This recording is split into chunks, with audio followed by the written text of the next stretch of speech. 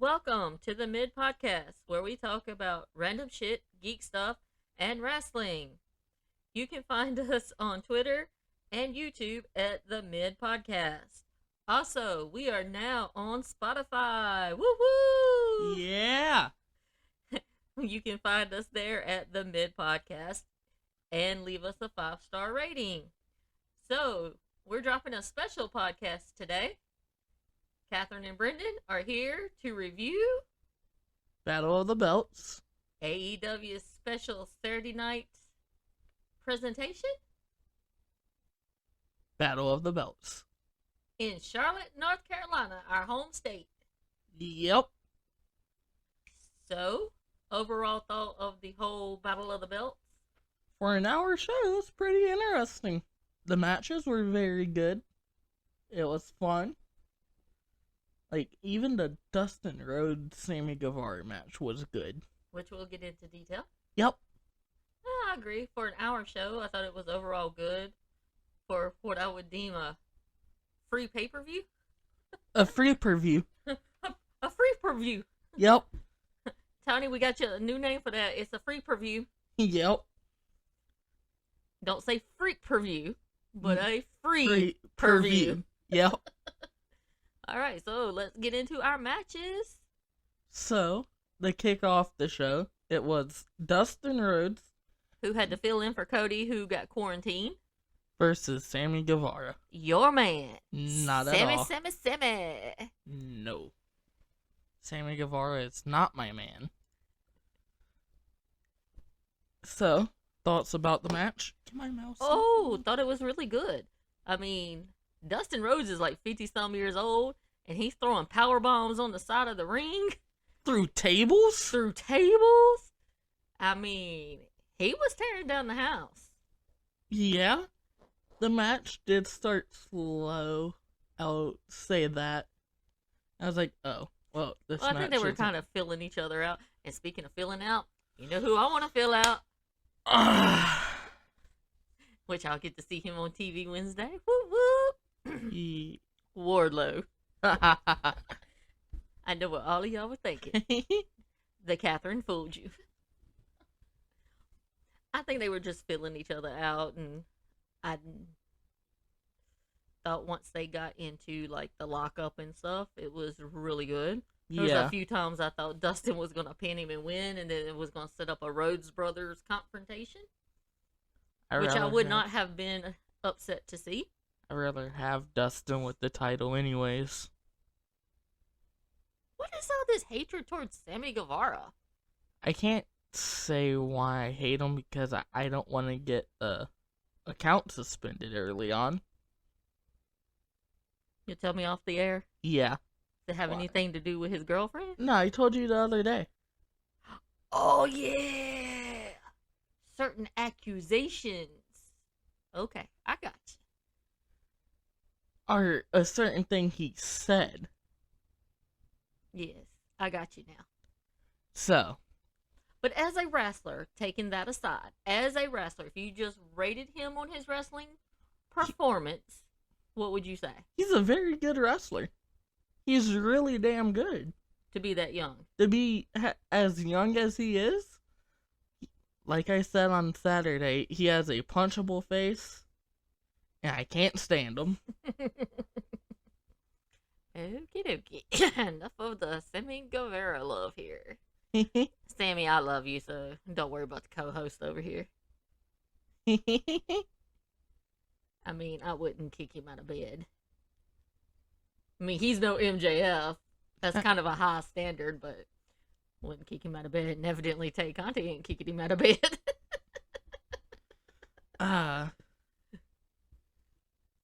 Let's see. So, out of 5 stars, what would you give the Dustin Sammy match? 4.5. I'd probably give it a 4. I think the beginning is what kind of killed the match. I could see that. Like, it picked up, Mhm. and that was cool. But I also felt like it was a spotty match. Like, too many spots went on. Okay. Which spots are cool. and high flying stuff is cool, and people going through tables are cool. But did the match really need all of it to like be good? Because I think if you just give those two something, they would have been fine with it anyways. Mm-hmm. But you had those spots, and sure, maybe it propelled the match from like a 3.5 star match to a 4.5 star match. Okay. But that's what I would give it. So what did you think about the point of the match where Sammy Guevara went up to Arn Anderson and did his hand like a gun? Then Arn chases him like he's gonna pull out a Glock and shoot this man. Arn's one bad mofo. He might be old, but I think he could still throw some punches. Yes. I also did think Sammy did something to his knee. Oh, I do think he probably tweaked it. I don't think he like did something serious, but Yeah. I do think he tweaked it a little bit. But when we watched it live, I thought he did something to his knee bad. I did agree with that. That's why I really did think that they were going to let Dustin win. Uh-huh. Which I had said Saturday that Sammy was probably going to win. But if he'd have hurt himself, then we would have gotten the Rose brothers feud. Well, I think we went 3 for 3 on our predictions. We did. And our guests did too. And we were kind of rooting for the underdog in the women's match. But but I wasn't upset. No, not at all. So, overall, the kickoff Battle of the Belts. Good match. Good match. Yeah. So next, Ricky Starks versus Matt Sydal for the FTW Championship. Your thoughts first. I love me some Ricky Starks. Thank you, Ricky, for helping my man out and saving his diamond ring thing. So, yes. But good match. It was announced on Friday that we would be having this match, so there was really no time to prepare. I think Ricky Starks is an up and coming good wrestler. Yeah. I could see him holding the TNT championship. I may even one day could see him holding the AEW championship. That's a fair opinion. He's very good in the ring. Mm-hmm. And that was like one of my first times seeing him actually wrestle. I've seen a couple of his matches. He got injured and then he's come back from an injury, and I've seen a couple of his matches he's done on Dark. They've been very good. Like him and Matt Sydal, if it wasn't for the Riho Baker match, I think that would have been the match of the night. Mm-hmm. Yeah, I thought it was an overall a good match. It did kind of feel like it was a filler match. But it was a good filler match. Yeah. If you can keep me entertained, then it's a good match. It's like, oh, well, we're going to throw out Powerhouse Hobbs versus Fuego del Sol. Well, you know, Flago was under the ring in that Sammy Guevara match. Yeah, he's the one that brung out the table. The fool was tweeting live under the ring. Yeah, I mean, I thought the Ricky Starks match was good. I'd give it a 4 out of 5. I can agree with that. But I could even see Matt Sydal being a TNT champion. I could see that. But I think he's there to, like, help the younger guys. Well, I mean, they got a lot of people on the roster that do that. Yeah, but he's a veteran, and it's like, okay, well, he's a high flyer. He can help Dante Martin, Sammy Guevara. But they also have a lot of young high flyers. Yeah. So, I like Matt Sydal. I don't really have a take on Matt Sydal. I've seen him wrestle twice. I mean, he's a good wrestler. I need to look something. I mean, up. he's not as good as Bryan Danielson or Kenny Omega, but he's a good wrestler. Mm, So what else we got going? hold on. Well, if you give me something hot to hold on to, I will. Do you know who Matt Sydal was in WWE? I do not. Evan Bourne. I think you told me that. I think I did. Yeah, that he was definitely a high flyer because when he was Evan Bourne, he was a high flyer. I even liked him when he was Evan Bourne. Yep. Evan Bourne was one of my favorites. Yep. That got ruined by the shitty promotion. Okie dokie then. So what we got next? Your main event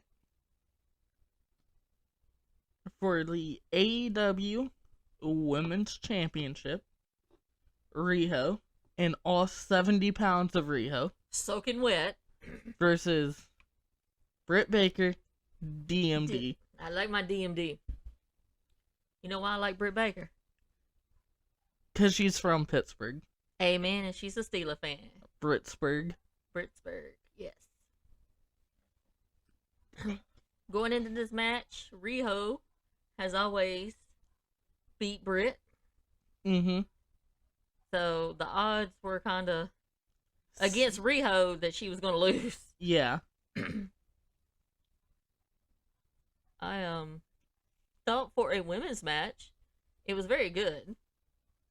Again, another good women's match for AEW. That held my attention because, like I said, most women's matches don't. But AEW's been holding my attention with all their women matches, And even the ones that they've put on like Dark yeah. and Elevation. I'm like, dang, I'll sit here and watch this and be like, I really need to go to the bathroom though. But like we said Saturday, yes, their women's division isn't as deep as it can be. But those women love to wrestle. They like working for Tony Khan, and it shows. And that's what leads to good matches and a good product. Especially for the women. And I also think with them creating that new women's belt, the TBS Championship, I think they can push like their mid card women Yeah. to go after that, and then their big name women to go after the AEW Women's title. Yeah. Instead of all of them are trying to go after this one title, and then you've got 16 women going after one title, Yeah. and the field gets full. Mm-hmm. So I kind of can see maybe why they did that. And hopefully with this new title, it can bring in some new women too. Yeah. Well, the Khan said he had some big announcements for 2022. So maybe he's going to improve his women's division. Oh, Sasha Banks gets cut by the WWE? Well, she's injured. I don't want her. I want her out of WWE. Because I like her. Yeah. So, anyways. So, we have Jamie Hayter and Rebel on the outside. I was waiting for Hayter to turn on Baker. It's coming. I don't know when. But I feel it's kind of like the Wardlow MJF thing. Like, they're building it up, and they're building it up. And one day, Hayter's just going to pop her in her damn teeth, and she's going to have to fix her own teeth. Hayter's just gonna lose it one day. Mm-hmm. I wouldn't mind seeing that match. Baker versus Hayter. I think Hayter's going to take it out on Rebel first. Like, she'll beat the shit out of Rebel. Yeah. And then she'll tell Britt, I'm coming after you next. Hmm. Because Rebel has been kissing Britt's ass from get-go. Yeah. And it seems kind of like Rebel and Hayter are fighting for Britt's attention. Mm-hmm. But they're also kind of playing, Hayter is like doing things to cause Britt matches. And vice versa. I thought I thought Riho had that match won. I did too. There were several times I thought Rio had that match won. Mm-hmm. For a women's match, I would probably give it a 5 out of 5. Yeah. It's a 5-star match. I mean, our opinion doesn't matter because we don't work inside the wrestling business That's true. yet. And plus, we might be labeled AEW biased.